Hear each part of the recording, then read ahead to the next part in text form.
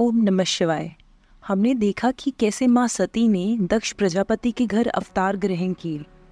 इसके पश्चात जो उन्होंने शिवजी को पति रूप में प्राप्त करने के लिए अत्यंत कठिन तप किया, आज की शिव पुराण की कथा में वही हम सुनेंगे।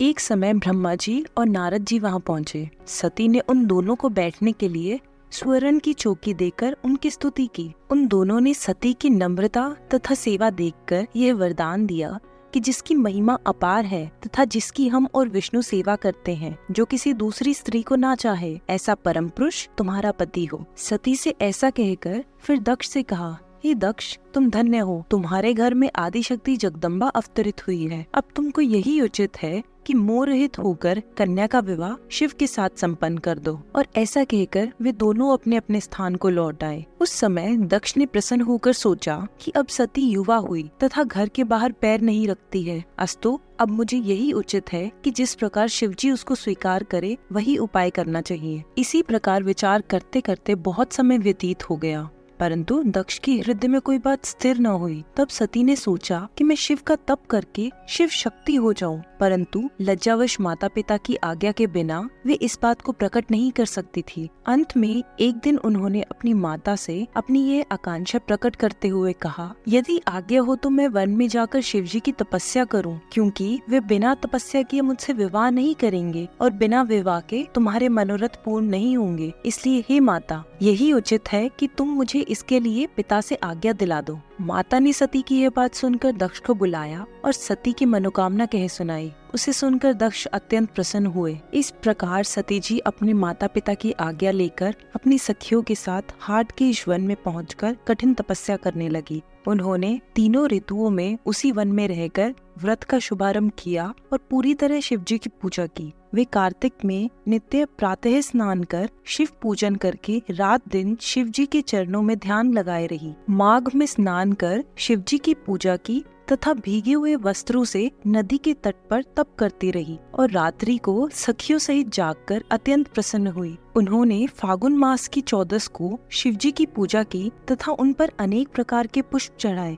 और रात्रि को जागरण कर चारों पहर उनकी पूजा की। चैत्र मास में शुक्ल पक्ष की चतुर्दशी को टेसु के पुष्प अर्पित किए और उन्हीं पुष्पों से शिवजी का पूजन किया। वैशाख सुदी तृतीया को शिवजी का पूजन किया तथा उनके सम्मुख नाना प्रकार के पुष्पों से नैवेद्य समर्पित किए। ज्येष्ठ मास के अंत में व्रत रखकर सहस्रों भटकटिया के पुष्पों से शिवजी की पूजा की। अत्यंत पवित्र आषाढ़ मास में पूरे माह व्रत रखकर नाना प्रकार के पुष्पों से शिवजी की पूजन किया। श्रावण की अष्टमी को वस्त्रादिक दान किए। भादों के कृष्ण पक्ष को काम तिथि में सुंदर सुंदर पुष्प एवं फलों से अच्छी प्रकार शिवजी की पूजा की। इसी प्रकार चतुर्दशी को पुनः शिवजी का पूजन किया और इसी प्रकार सती का नंदा व्रत आनंद पूर्वक संपन्न हुआ। नंदा व्रत पूर्ण हो जाने के पश्चात सती ने प्रसन्न होकर लोगों को बहुत दान दिया और वेद के अनुसार अनेक प्रकार की सर्वोत्तम वस्तुएं एकत्र कर उनसे शिवजी का पूजन किया। ब्राह्मणों को शिव स्वरूप जानकर उनकी भी पूजा की। इस प्रकार शिव के प्रेम में मग्न होकर योग धारण से तप किया और श्वास चढ़ाकर जल में बैठ गई। उस समय ब्रह्मा और विष्णु ने वहां जाकर देखा कि सती सिद्धों एवं अमरगण की भांति बैठी है और वहाँ के संपूर्ण जीवों में कोई भी देशभाव नहीं है, यहाँ तक कि सिंह तथा गौ एक साथ रहते हैं। इस प्रकार सारे जीव शत्रुता त्याग कर वहाँ प्रेम के साथ रहते हैं। ब्रह्मा जी और विष्णु जी वहाँ की ऐसी दशा देखकर सती की स्तुति करने लगे। फिर कैलाश पर्वत की ओर यह कहते हुए चल दिए कि सती को शिवजी अंगीकार करें।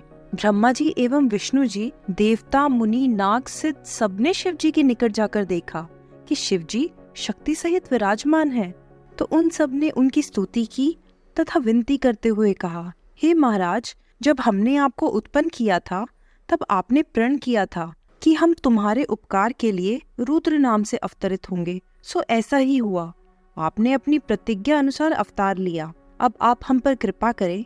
ब्रह्मा जी और विष्णु जी यह कहकर चुप हो गए और यह सुनकर सदाशिव बोले, हे ब्रह्मा और विष्णु, मुझे तुम दोनों ही अत्यंत प्रिय हो। तुम यहाँ मुनियों के साथ किस लिए आए हो? सो मुझे सब ठीक ठीक बताओ।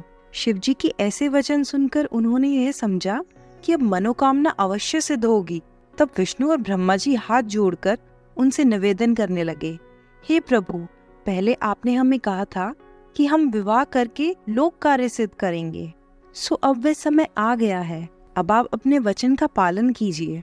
शिवजी ये सुनकर हंसकर बोले, हम तो योगी हैं, हमारा विवाह भोग से क्या संबंध। हमारा शरीर अवधूत है और हमारी सामग्री भी अशुभ है। हम इसी दशा में बहुत प्रसन्न हैं। देखो, लोग विवाह से अधिक दूसरा कोई आनंद नहीं मानते, परंतु वह एक कारागृह के समान है, जैसा कि वेद भी कहते हैं। जो बात मुझे अच्छी नहीं लगती, तुम उसी को करने के लिए मुझसे कहते हो। अच्छा, फिर भी मैं अपना वचन पूरा करूंगा और विवाह करूंगा, परंतु इसके साथ साथ एक बात अवश्य है कि मैं जिस प्रकार की स्त्री कहूंगा, तुमको मेरे लिए उसी प्रकार की स्त्री ढूंढनी होगी। वह स्त्री ऐसी हो जो हमारे तेज को सह सके, वह परम सुंदरी तथा कीर्ति युक्त हो और वह मेरी बात माने तथा पूरी तरह से मेरी सेवा करे। शिवजी के ऐसे वचन सुनकर ब्रह्मा जी और विष्णु ने हाथ जोड़कर उनसे निवेदन किया, हे प्रभु, आपके योग्य सर्वगुण संपन्न दक्ष प्रजापति की पुत्री है, जो आपके लिए ही महाकठिन तप कर रही है। आप वहां चलकर उनको वरदान दीजिए तथा उनसे विवाह कीजिए। इतना कहकर हम लोग शांत हो गए। तब शिवजी ने हंसकर कहा, तथास्तु। शिवजी के मुख से यह सुनकर देवता तथा मुनि सब जय जयकार करने लगे। इसके पश्चात सब विदा हो गए और उधर शिवजी अपने गणों सहित सती को वर देने के लिए उसी स्वरूप में जिसका सती ध्यान करती थी, सती के पास जा पहुँचे। सती के मन से उस समय वह स्वरूप जिसका की सती ध्यान कर रही थी लुप्त हो गया। तब चिंतित होकर सती ने अपने नेत्र खोले और अपने सम्मुख उसी स्वरूप को देखा। सती ने पहले तो उन्हें प्रणाम किया, फिर अपने हृदय में उस स्वरूप का ध्यान धर लज्जा से मस्तक नत कर लिया तथा आनंद में मग्न हो वे शांत बैठी रही। उन्होंने कुछ नहीं कहा। उस समय सती को जो आनंद हुआ उसका वर्णन करना कठिन है। शिवजी सती को शांत देखकर बोले, हे दक्ष प्रजापति की पुत्री, हम तुम्हारे तप से बहुत प्रसन्न हुए हैं। तुम्हारी जो इच्छा है वह मांगो। यद्यपि शिवजी सती की मनोकांक्षा जानते थे, परंतु सती का वचन सुनने को यह आशा दी। फिर भी सती कुछ न कहकर शांत ही रही। सती का यह भाव शिवजी को बहुत भला लगा।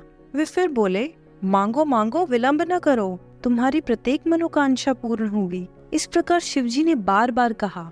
तब सती बोली, हे महाराज, आप अंतर्यामी हैं, आप मेरे मुख से अपनी प्रीति सुनना चाहते हैं तथा सांसारिक जीवों की भांति पूछते हैं, तो मेरा मनोरथ सुनिए। मैं चाहती हूँ कि आप मेरे पति हो और मेरे साथ विवाह करके मुझको आप अपने घर की दासी बनाएं। शिवजी ने सती के ऐसे वचन सुनकर प्रसन्न होकर तथास्तु कहा और अंतर ध्यान हो गए। शिवजी से ऐसा वरदान प्राप्त कर सती अत्यंत प्रसन्न होकर अपने घर पहुंची। सती की सखियों ने उनके माता पिता को सती का संपूर्ण वृतांत बताया और उसे सुनकर उनके माता पिता अत्यंत प्रसन्न हुए। जब ब्रह्मा जी को यह वृतांत मालूम हुआ तो वे प्रसन्न होकर शिवजी के पास गए। वहां हाथ जोड़कर उनकी बहुत स्तुति की तथा निवेदन किया कि मुझे क्या आज्ञा है।